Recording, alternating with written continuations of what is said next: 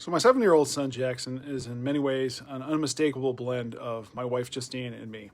Jackson is an amalgam of our temperament, curiosity, and intensity that feels both familiar and entirely on his own. He's inquisitive, he's sharp-witted, he's observant, he's confident in ways that still surprise me. Not really because he possesses those traits yet, but because he carries them with the seriousness of someone twice his age. He approaches small things with gravity, and it looks like someone who's much older than he really is.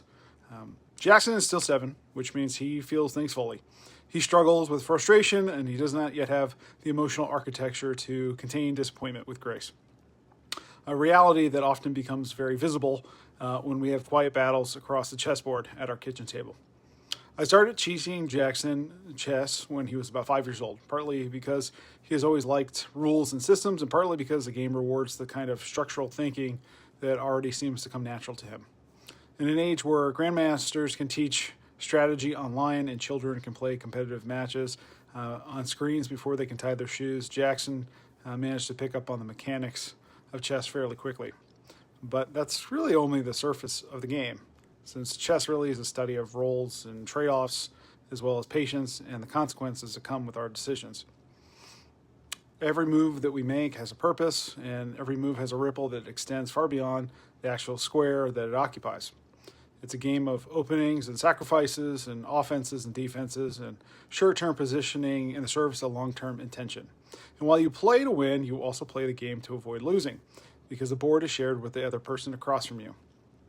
And they are thinking just as hard about how to undo everything you were trying to build. What has become increasingly clear to me while playing against my 7-year-old is that no strategy survives very long if you don't first protect your king. Brilliant ideas and creative attacks mean very little if the foundation underneath them is exposed. See, Jackson, when he loses, sometimes reacts the way a 7-year-old reacts, with a level of theatrical frustration that can end in pieces being scattered across the floor or the board being tipped over in a dramatic protest.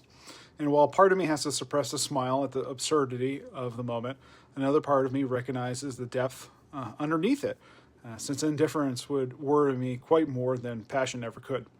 Chess compresses our life in these kind of little 20 to 30 minute increments in a way that is quietly unforgiving, offering a meritocracy where there is nowhere to hide and no one else to blame, and no substitute for experience.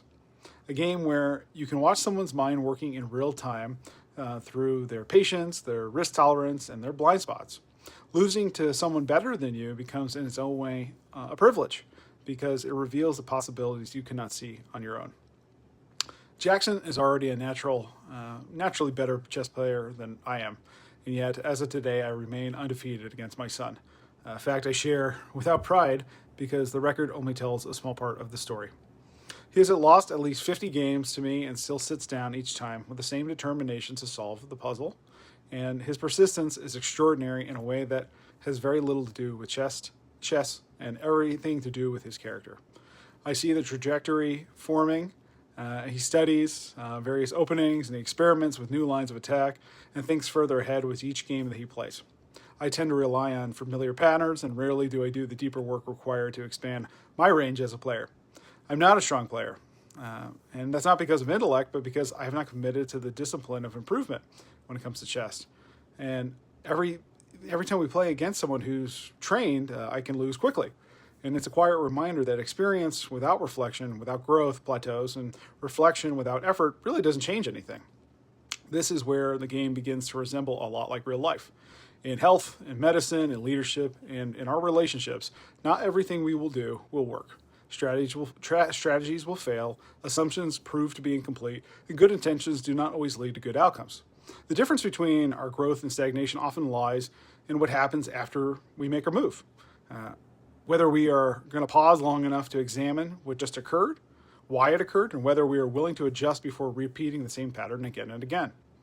For as long as I can remember, I used to talk to myself, often out loud, walking into an empty room, narrating my own thinking, sometimes to the point of putting earbuds in my ears in public so it would appear that I'm on a call.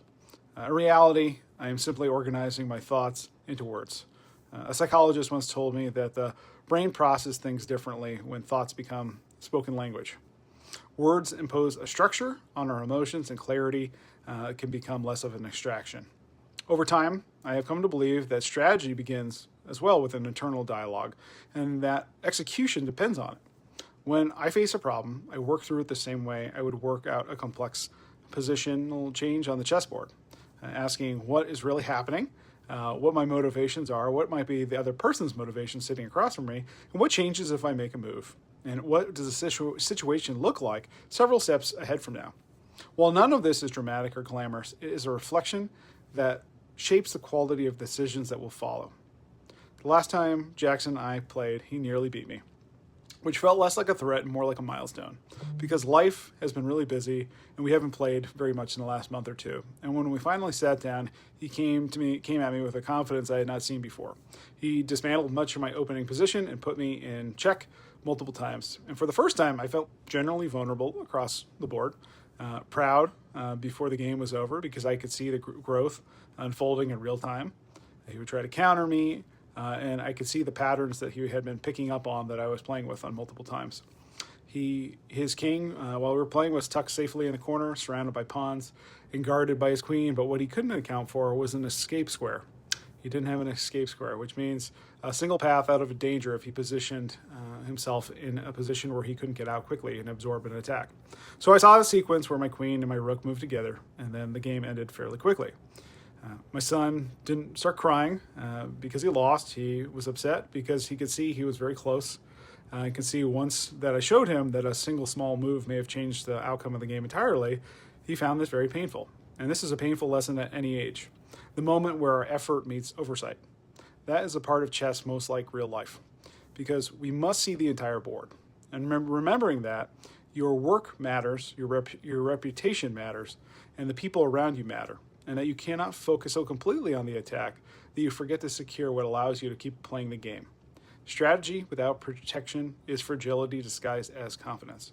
And the habit of pausing to ask, if I do this, then what? Or stepping back far enough to see the position as it is rather than as we wish it to be, often begins with a single conversation. Not with others, but with ourselves. Otherwise, life has a way of moving quickly while focusing elsewhere. And before we realize it, the board that we're playing on becomes quiet, and the options are gone, and the only position left we have has only one name: checkmate. Thanks.